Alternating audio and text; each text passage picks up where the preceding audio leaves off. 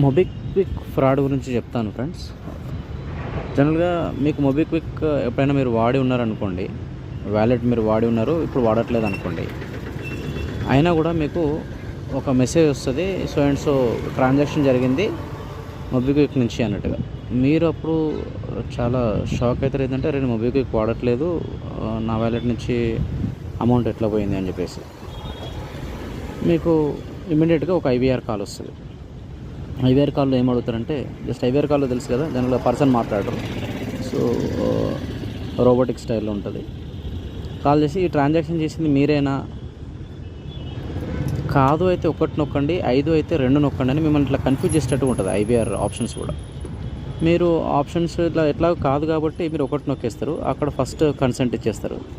రెండోది మీకు ఒక ఓటీపీ వచ్చేస్తది. ఆ ఓటీపీ ఎంటర్ చేయండి అని చెప్పేసి వస్తదనమాట. ఆ ఓటీపీ ఎంటర్ చేసేయంగానే వాళ్ళు అక్కడ ఏదైతే ట్రాన్సాక్షన్ చేస్తున్నారో ఆ ట్రాన్సాక్షన్ అమౌంట్ మీ మొబిక్విక్ పోస్ట్ పెయిడ్ వాలెట్ నుంచి కట్ అవుతుందన్నమాట. సో ఇట్లా ఫ్రాడ్ చాలా జరుగుతుంది.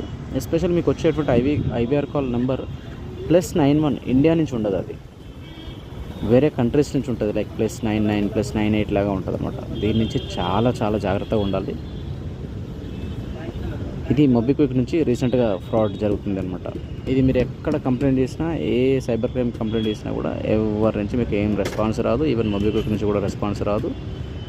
మీరు కట్టకపోతే కనుక మీ సిబిల్ స్కోర్ కంప్లీట్గా డ్యామేజ్ అవుతుంది. సో ఇట్లా కాకుండా చాలా జాగ్రత్తగా చూసుకోండి.